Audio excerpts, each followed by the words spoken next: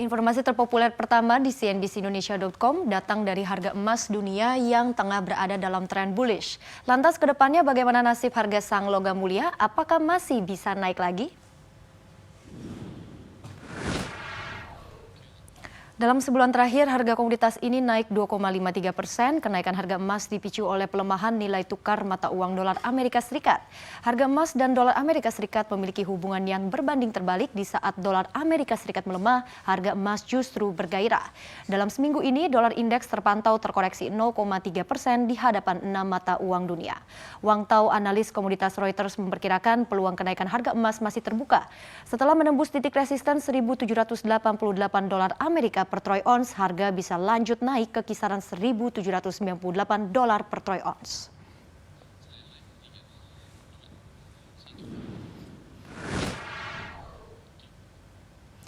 Harga batu bara melemah pada perdagangan di akhir pekan lalu. Lalu bagaimanakah prospek harga si batu hitam? Apakah sudah memasuki masa jenuh?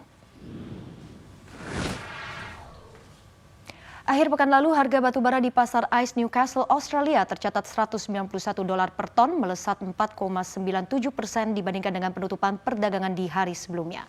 Namun secara mingguan, harga batu bara sudah ambrol 20,86%. Ini adalah koreksi mingguan terparah setidaknya dalam 10 tahun terakhir. Sejak akhir 2020, harga batu bara telah meroket sekitar 133,64%.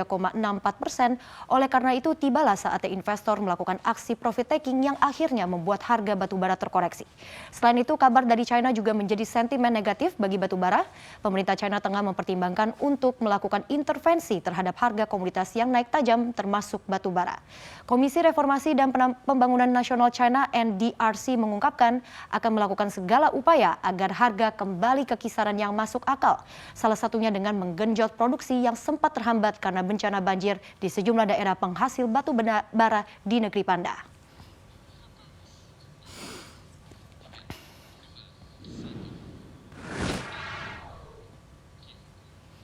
Informasi terpopuler ketiga datang dari Menteri Badan Usaha Milik Negara BUMN Erick Thohir yang membongkar strategi dalam membantu percepatan digitalisasi di Indonesia. Dia menyebut strategi itu dengan memecah fungsi antara Telkom dan Telkomsel. Erick menyebut nantinya Telkom akan bertugas dengan sifat B2B atau business to business, sedangkan Telkomsel akan menjadi agregator B2C atau business to commerce.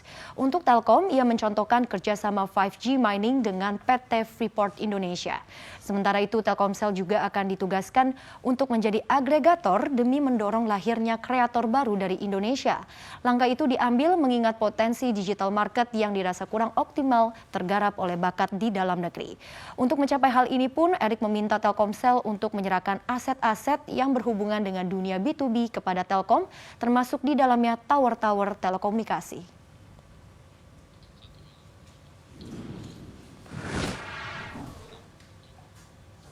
Di informasi keempat datang dari putra mahkota Arab Saudi Muhammad bin Salman yang membuat pernyataan mengejutkan.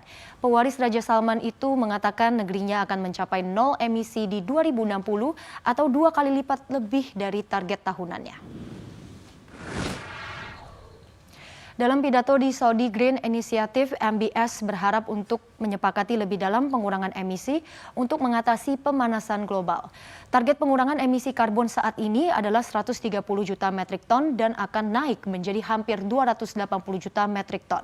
Pernyataan ini pun merupakan kelanjutan dari komentar negeri kaya minyak itu pada Maret 2021 lalu. Sebelumnya, Arab Saudi berjanji untuk mengurangi emisi karbon lebih dari 4% dari kontribusi global melalui inisiatif tersebut. Di antaranya termasuk menghasilkan 50% dari kebutuhan energi dari EBT pada tahun 2030 dan menanam miliaran pohon di negara bagian gurun. Selama ini Arab Saudi dituding lambat bergerak, di mana Climate Action Tracker, sebuah lembaga nirlaba, bahkan memberi peringkat terendah kepada negeri itu.